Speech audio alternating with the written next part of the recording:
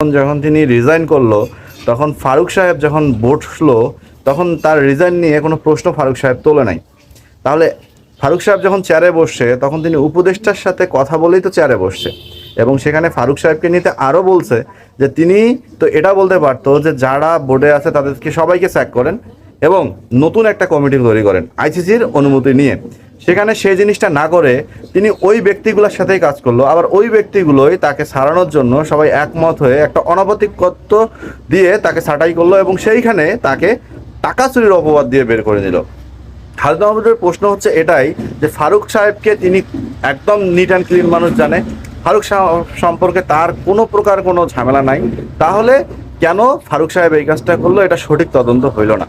তার মানে কি আমাদের স্বাধীনতা তাহলে কোথায় গেল? আমরা কোথায় তাহলে সত্যের পথে হাঁটলাম? আমরা কোথায় তাহলে নিট অ্যান্ড ক্লিন বোর্ড পাইলাম?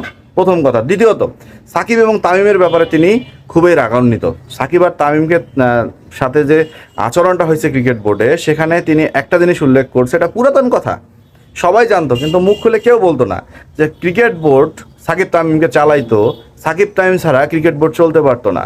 প্রত্যেকটা বোর্ড পরিচালকের হাত ছিল সাকিব তামিমের উপরে, এবং বাংলাদেশ ক্রিকেট দল দুইটা ভাগে ভাগ ছিল, যে দুইটা ভাগের মধ্যে একটা ভাগ ছিল সাকিব আল হাসানের, একটা ভাগ ছিল তামিম ইকবালের, আর বাদবাকি যে প্লেয়ারগুলো ছিল এরা ছিল জাস্ট শো আপ। আমাদের এই কথাটা শোনার পর আমার মাথাটা ঘুরে গেছে যে আমাদের দুর্নীতি এত পর্যায়ে সীমানা ছাড়াইছে যে ক্রিকেটের মধ্যেও মাফিয়া তৈরি হয়ে গেছিল। এটা আমরা অনেক সংবাদ মাধ্যমে শুনছিলাম কিন্তু বিশ্বাস করি নাই। এরপরে মাশরাফির কথায় যদি আসে, মাশরাফিকে তিনি বকা দিছে এবং সাকিব আল হাসানকেও তিনি সেম কথাই বলছে, কেন তোরা খেলা অবস্থায় রাজনীতিতে চলে গেলি, অবসর নিয়ে চলে যা।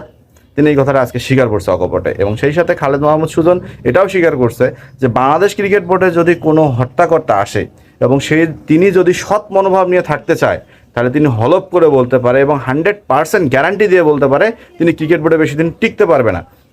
আর যদি তিনি ক্রিকেট বোর্ডে তিনি যদি বেশি দিন টিকতে চায়, ক্রিকেট নিয়ে কাজ করতে চায় এবং ক্রিকেটের পিছনে থাকতে চায়, তাহলে অবশ্যই বাংলাদেশ ক্রিকেট বোর্ডে এখন যারা পরিচালক নিযুক্ত আছে তাদেরকে ছাঁটাই করতে হবে।